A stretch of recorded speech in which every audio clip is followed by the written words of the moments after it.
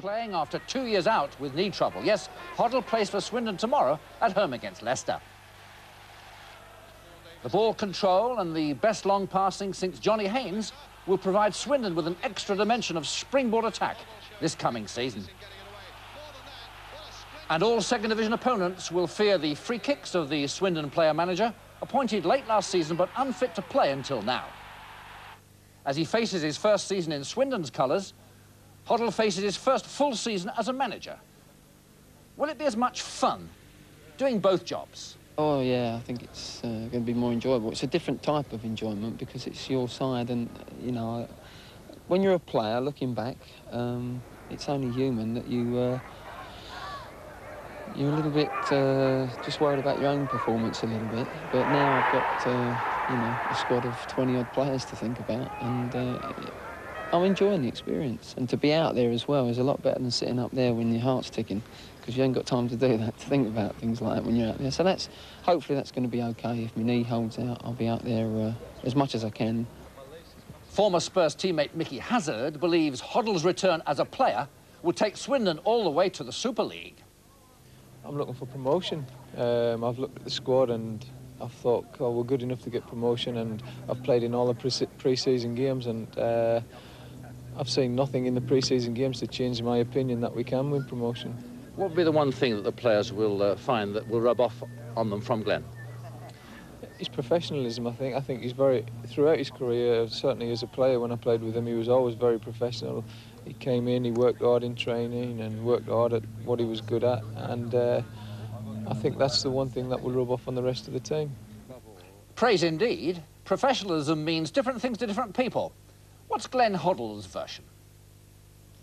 Well, I always say to the lads that I'm trying to drum it through to them. They'll be sick of me saying it, but in this game of football, I've been in it so long, and certain players eventually, I've seen it creep into their careers, that they think they can just switch it on and off like a light, and it doesn't happen like that. You have to be mentally, I mean, you know, you're only asking the lads an hour and a half, 2 hours a day of training to switch their minds in.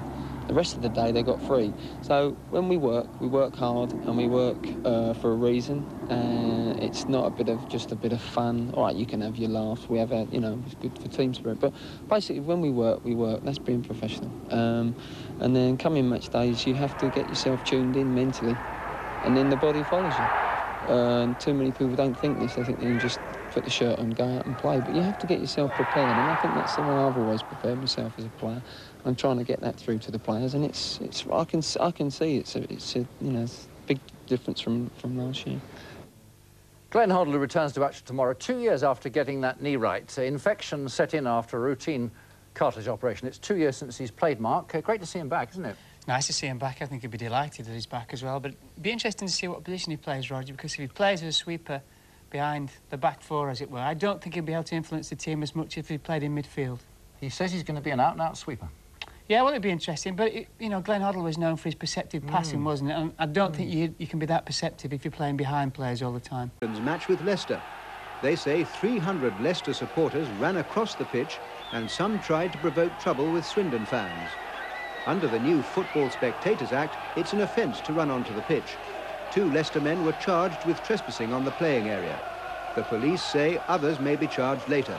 They said they had extra men on duty because Leicester fans caused trouble at 3 away matches at the end of last season.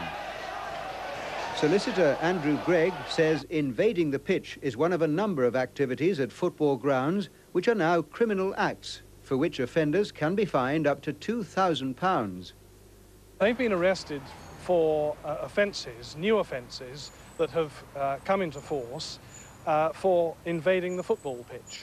And it's a new offence that's been brought in along with a number of other offences, for example, throwing things onto a football pitch, for example, hurling abuse or being offensive, singing offensive songs or anything like that. They are all now specific offences at football grounds. What actually constitutes a pitch invasion as such? At any time when a person invades the football pitch once the play has started, or indeed afterwards as well. The Act is designed to tighten up crowd discipline at football grounds throughout the country. It's probable that few of the offenders at Saturday's match knew about it, but Andrew Gregg says ignorance of the law is no excuse. That new-look defence with player-manager Glenn Hoddle at sweeper. Well, Glenn Hoddle's free kicks have added an extra dimension to Swindon's attacks, and Leicester won't be the only team to be understandably worried. With Hoddle operating as sweeper, Fitzroy Simpson has got the opportunity to show his paces in midfield. His forceful running gave Leicester plenty to think about, the resulting shot one of Swindon's closest efforts.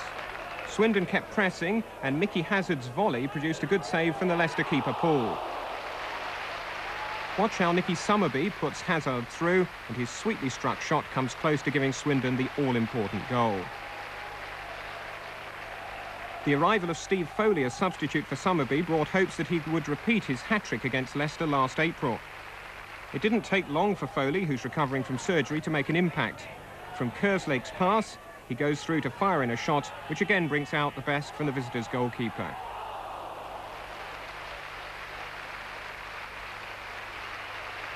But as Swindon pressed forward, there was always a danger of a breakaway goal. And from a Gary Mills cross, Paul Reed gets in a header which struck the Swindon crossbar. As the teams left the field with a share of the points, both could reflect on what might have been. And for the well-behaved majority of the crowd, plenty of action, but no goals.